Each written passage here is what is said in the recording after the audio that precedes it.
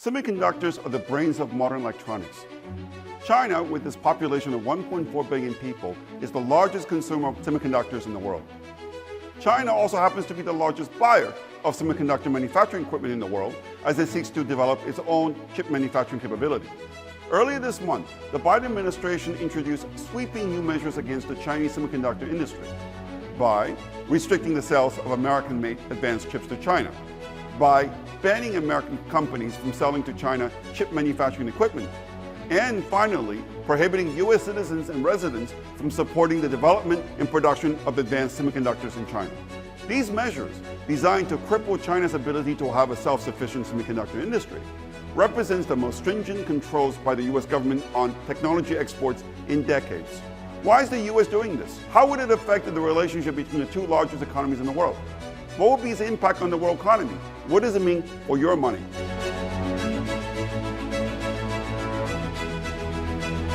Hi, I'm David Wu, a former Wall Street strategist with a 20-year track record of making actionable predictions about major global change.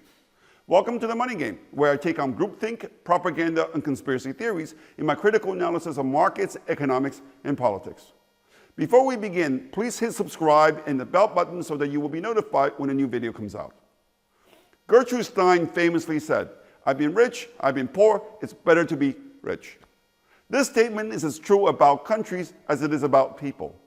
What then does it take for a country to become rich? It's quite simple. Workers in rich countries produce more on average. In a free economy, if you produce more, you'll be paid more, which allows you to consume more. Which begs the question, what allows people in rich countries to produce more than those in poor countries? Economists identify four factors of production as the building blocks of any economy: labor, human capital, physical capital that includes machinery, plants, equipment, and computers, and four, technology.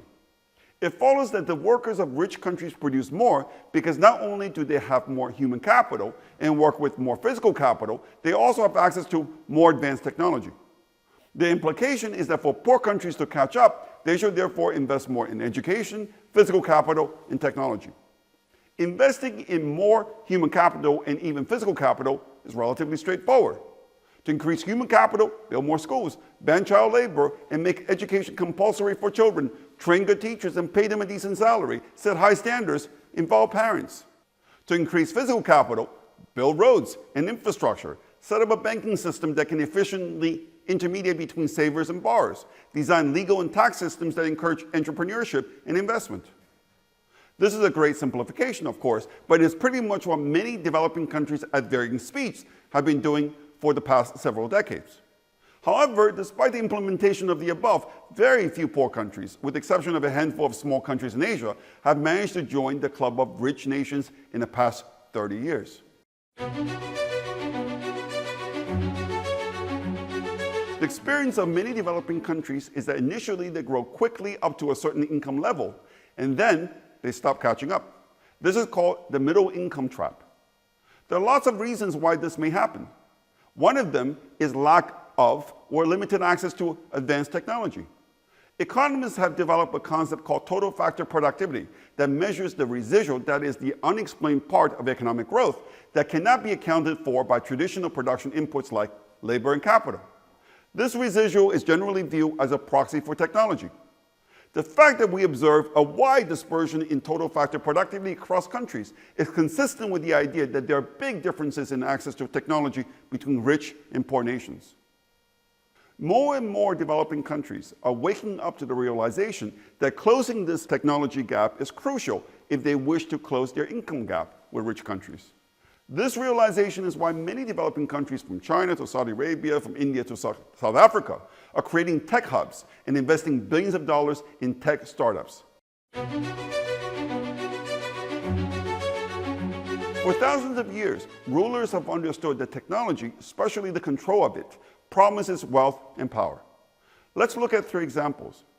Silk, which originated in China, was a highly sought after and specialized product for thousands of years. Silk has been even found in Egyptian tombs.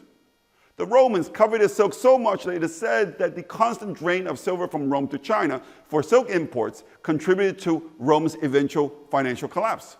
Realizing that they were sitting on a valuable piece of technology, Chinese importers imposed strict controls on silk production. Anyone who revealed the secret was smuggled the silkworm eggs or cocoon outside China would be punished by death. Another example is glass. In the 13th century, Venice was the center of glassmaking in Europe. To protect its glassblowing industry, the city-state isolated its artisans on the island of Murano.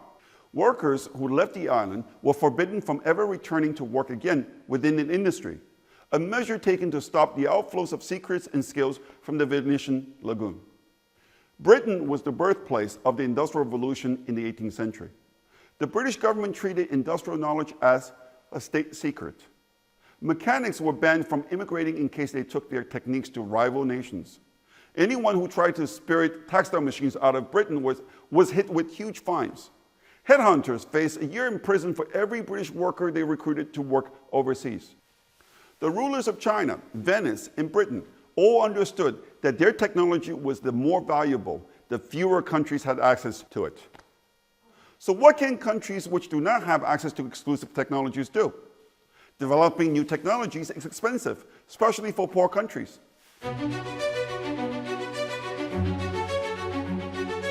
Alexander Hamilton, one of America's founding fathers, America's first ever Treasury Secretary, proposed a simple solution: steal the technology.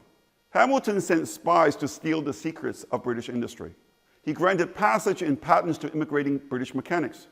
As one of his biographers wrote, during Hamilton's tenure as Treasury Secretary, the US government condoned something that, in modern phraseology, could be termed industrial espionage. In 1791, Hamilton authorized the Treasury to pay $48 to any English weaver who could deliver a version of a British spinning machine. One key defector was Samuel Slater of Derbyshire. Slater disguised himself as a farmer, boarded a ship to the United States, signed on with the business owner in Rhode Island, and replanted Britain's cutting-edge cotton spinning technology on American soil.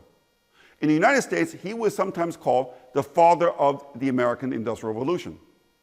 The US eventually replaced Britain as the global superpower.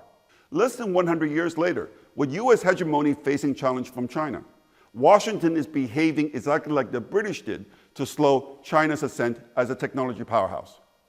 Biden administration's latest measures to limit China's access to advanced semiconductors and semiconductor manufacturing equipment are designed to decapitate the nascent Chinese semiconductor industry. But will the policy be successful? It depends on how we define success. It is certainly reasonable to assume that China's ambition to become self-sufficient in semiconductors will suffer a serious setback. Also, cutting China off from the supply of advanced chips will hurt China's drive to become a world leader in quantum computing and even driverless cars. But Biden's policy could also backfire. China, pushed against the wall, is likely to seek technology partnership elsewhere. Russia is a logical partner. If China and Russia, two of the only three countries that have successfully launched their own cruise spacecraft, decide to pull together their talents and resources, it could allow them to reduce the time for them to level the playing field with the US. A Chinese-Russian partnership could also go beyond the development of semiconductors to include civilian aircraft and defense. China and Russia could even open the partnership to any country that would want to join in order to expand their global influence, especially among developing countries. Furthermore, US sanctions against China have given Beijing another reason to invade Taiwan, the largest producer of advanced chips in the world. With the US likely to view the defense of Taiwan as critical for maintaining its technological edge over China, Washington is very likely to get more involved in the cross-strait relationship. Biden recently said that he's prepared to send US troops to defend Taiwan. Closer ties between the US and Taiwan that advances Taiwan on the path to independence would likely to push China to the brink of war. At present, China consumes around 40% of all chips made globally, while being only 12% self-sufficient. This means that China is the biggest market for most of the global semiconductor manufacturers. This also means that 40% of the research and development budget of the global semiconductor industry is funded by sales in China. Indeed, a case can be made that sales to China has been helping fund the innovation that makes it more difficult for China to play catch-up to the US. US sanctions would perversely slow the rate of innovation and cause prices of semiconductors and electronics to go up. In other words, consumers around the world, including American consumers, will end up paying the price for the US sanctions. American sanctions against Russia in 2022 have backfired by creating an energy crisis that has seriously weakened America's most important ally, Europe. American sanctions against China could likely also backfire, that ultimately prove counterproductive for the US interests by moving the world closer to a war and accelerating the move from a unipolar world order to a multipolar one. If you got something out of this program, please hit like and subscribe to my free YouTube channel. If you want to learn more about my investment strategy, come check us out at davidwuunbound.com. Thank you for listening.